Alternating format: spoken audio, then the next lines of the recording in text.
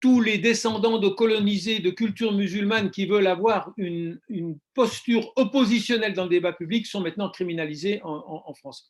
Mais là, on est passé à la guerre des idées, on est passé à la criminalisation, non pas des agissements, mais des opinions. Je crois que la ligne rouge la plus grave de mon point de vue a été franchie. Donc dire à Darmanin, vous savez ce que vous faites est contre-productif, il s'en fout complètement parce qu'il ne regarde pas la même production que nous, il ne cherche pas à apaiser les tensions dans la société française, il cherche à les cultiver à des fins électoralistes. Bonjour à toutes et à tous, bienvenue sur la Tribune des Pirates. Nous recevons aujourd'hui François Burqa, un chercheur islamologue et certains diront islamo-gauchiste de son État. Bonjour François Burqa. Bonjour. J'espère que vous allez bien. Alors moi, je vais pas trop bien en ce moment. On a appris vendredi que Darmanin voulait donc dissoudre la maison d'édition musulmane Nawa. J'aimerais avoir votre sentiment là-dessus. Êtes-vous surpris ou pas? Atterré très certainement, surpris pas complètement, puisqu'on est entré, vous le savez, dans une époque particulière en septembre 2020, avec le discours dit des Mureaux d'Emmanuel Macron, où, bon, c'est pas des formules, mais cette islamophobie qui gangrenait l'extrême droite française depuis toujours, la droite depuis pas mal de temps, malheureusement des pans entiers de la gauche, dite valsiste, printemps républicain. Cette islamophobie, elle est devenue une islamophobie d'État, c'est-à-dire que le ministère de l'Intérieur maintenant a comme baromètre, a comme logiciel, le logiciel de l'extrême droite. Donc on est passé d'une période où on criminalisait un certain nombre de comportements. Moi, je comprends qu'on surveille les gens qui peuvent potentiellement, quelle que soit leur raison, passer à l'action armée. Mais là, on est passé à la guerre des idées, on est passé à la criminalisation, non pas des agissements, mais des opinions. Je crois que la ligne rouge la plus grave de mon point de vue a été franchie lorsqu'a été interdit le CCIF. Comment expliquer cette évolution du gouvernement? Pendant toute une époque, on condamnait et on poursuivait et on criminalisait légitimement ceux qui tenaient des propos qui appelaient à la lutte armée ou à l'action terroriste. Mais on ne s'est pas arrêté là. On a criminalisé la totalité des associations qui sont inspirées ou proches de la famille des frères musulmans. On ne s'est pas arrêté là. Tariq Ramadan, avant ces épisodes lamentables, était extérieur aux frères musulmans, critique à leur égard. Il était néanmoins complètement criminalisé, mais on ne s'est pas arrêté là. On a été jusqu'au Bondi Blog, où on va dire que tous les descendants de colonisés de culture musulmane qui veulent avoir une posture oppositionnelle dans le débat public sont maintenant criminalisés en France. Alors, ce qu'ils font là avec les éditions Nawa, c'est particulièrement caricatural parce que les petits, moi je ne peux pas les appeler autrement que les petits zozos du ministère de l'Intérieur, les petits pompiers pyromanes zozos du ministère de l'Intérieur ne sont pas très intelligents. C'est-à-dire que l'argumentaire qu'ils ont mis sur le papier pour criminaliser Nawa et exiger sa dissolution, il est lamentable. Alors prenons quelques exemples. Ils accusent Nawa d'avoir traduit et publié un traité de droit public, de droit religieux, d'Ibn Taymiyyah, qui n'est pas à présenter, parce que ce traité contiendrait des normes juridiques qui sont en tension avec l'atmosphère sociétale du XXIe siècle en France. Il y a notamment la condamnation, la criminalisation de l'homosexualité. Mais ils oublient un détail, ces petits zozos. Ils oublient que le traité d'Ibn Taymiyyah a déjà été traduit, excusez du peu, par Henri Laouste, qui est un grand islamologue français. Entre parenthèses, je ne suis pas islamologue, mais seulement politologue, on y reviendra peut-être. Mais il est déjà traduit et il est déjà disponible et il restera disponible après l'interdiction du ministère de l'Intérieur. Alors ça pose évidemment un problème terrible, c'est que le ministère de l'Intérieur est en train de nous dire que toute une série d'œuvres historiques de personnages du patrimoine musulman, s'ils ont dit quelque chose qui est en tension avec l'atmosphère, quelque chose qui apparaît antinomique avec le féminisme ambiant, quelque chose qui a des relents de lutte contre le judaïsme, eh bien, on doit interdire leur publication. Le problème, c'est que cette réalité-là est contredite par l'existence dans les librairies de tas d'autres ouvrages. Par exemple, Zawahiri est en librairie en France. C'est les propos de Zawahiri, pas des commentaires. Non, le texte brut. Par exemple, Idarat al-Tawahush, le manuel des Daeshi, et il est en vente en France. Et alors, expliquez-nous pourquoi l'ouvrage de Laoust ou d'autres ouvrages, énormément d'autres ouvrages qui contiennent des expressions juridiques de la religion musulmane à une époque donnée, en l'occurrence au XIV, au XV, au XVIe siècle, ne sont pas interdites. Et là, on prend ça comme argument. Mais l'attitude du ministère de l'Intérieur est encore plus explicite. On ne sait pas s'il faut en rire ou s'il faut en pleurer. Moi, je devrais être dissous parce que Nawa est accusé d'avoir maintenu des liens avec une organisation dissoute, en l'occurrence le CCIF, ou d'avoir laissé dire que le CCIF, c'était des gens bien. Mais moi, je dois être dissous. Tous les 2 jours sur ma page Facebook ou sur Twitter, je fais de la publicité pour le successeur du CCIF.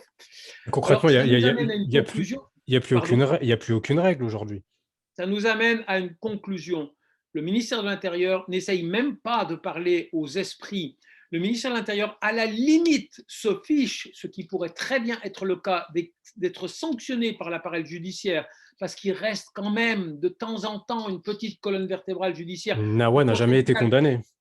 Mais le Conseil d'État ne peut pas accepter qu'on dissolve un éditeur parce qu'il a conservé des liens avec le CCIF ou avec Idriss Sy Hamedi. Il a dit qu'Idriss Sy Hamedi était un héros, donc il doit être dissous. On est là dans le délit d'opinion pur et simple. L'argumentaire du ministère est tellement léger, tellement fragile, tellement ridicule que là, on a franchi un stade. Mais encore une fois, c'est là que je vais en venir. Avec Darmanin, on n'est plus du tout sur le terrain rationnel. C'est l'inquisition soft. Non, Darmanin veut faire de la fumée, veut faire du bruit et les élections aussi, hein. Pour séduire l'opinion publique d'extrême droite, c'est tout. Et à la limite, il s'en ficherait si dans 3 mois ou 6 mois, il avait des obstacles judiciaires à sa politique. On est vraiment dans une campagne électorale et le pouvoir n'hésite pas à produire, je dirais, de la fumée, un rideau de fumée raciste pour crédibiliser son empathie avec les électeurs d'extrême droite et couper l'herbe sous le pied non pas seulement de l'extrême droite, mais également de la droite sur ce terrain. Voilà où on en est, c'est terrifiant. Je vous annonce, parce que j'ai communiqué avec eux, qu'ils vont publier un communiqué exhaustif où il y aura un par un le démontage extrêmement facile des arguments du ministère. Et vraiment, il faudra que ce communiqué circule, il faut que les réseaux sociaux se mobilisent. J'ai des amis anglo-saxons. Alors évidemment, les anglo-saxons sont terrifiés parce que tous les ouvrages qui sont considérés comme devant être brûlés, on veut une autodafé, eh bien dans toutes les bibliothèques anglo-saxonnes, vous savez, la librairie Bayina a été criminalisée par Rougier. Il faut quand même mentionner Bernard Rougier parce que toutes ces accusations ont été portées dans l'ouvrage de Bernard Rougier au début de l'année, à la fin de l'année 2019. Hein. Là, le ministre de l'Intérieur fait les travaux pratiques liés à l'énoncé criminalisant de l'ouvrage de la fin 2019, début 2020 de Bernard Rougier. Eh bien, il faudra savoir que la France devient exceptionnelle. Chez les anglo-saxons, tous ces ouvrages dont on nous dit qu'ils devraient être brûlés, ils existent dans toutes les librairies académiques. Et donc, Bayina, qui avait été désigné comme ayant relayé un ouvrage, c'est la même chose. Ce sont des ouvrages qui existent dans la littérature anglo-saxonne qui ne posent pas le moindre problème parce qu'on n'est pas arrivé dans le monde anglo-saxon à ce degré de délire où malheureusement, nous autres Français sommes en train de tomber. Voilà. Je voulais juste rajouter une précision, c'est que ce gouvernement fait une grave erreur parce que Nawa, c'est une des seules maisons d'édition qui, certes, déconstruit le discours laxiste, mais aussi le discours extrémiste. Et donc aujourd'hui, le gouvernement s'est tiré une balle dans le pied, à mon sens. Hein, parce qu'il n'y a pas... C'est quand il dissout le CCIF. quand il dissout le CCF, est-ce qu'il peut faire pire comme balle dans le pied? Donc, il se tire des balles dans le pied, mais à la limite, il s'en fiche. La radicalisation, il n'en a pas peur, il en a besoin pour l'instrumentaliser et se faire des voix. On en est là, malheureusement. On en est là. C'est La incroyable. radicalisation, il en a besoin. Vous savez, je regardais hier un grand documentaire sur la traque américaine de Ben Laden. Il est à peu près attesté que les Américains, Clinton en l'occurrence, auraient pu à plusieurs reprises assassiner ou arrêter Ben Laden. Ils ne l'ont pas fait. Pourquoi? Pourquoi? Parce qu'une frange radicale dans le monde musulman servait leurs intérêts. Eh bien, là, ils s'en fichent. Évidemment, le ministère de l'Intérieur a un comportement de pompier pyromane, mais sans doute de façon très réaliste.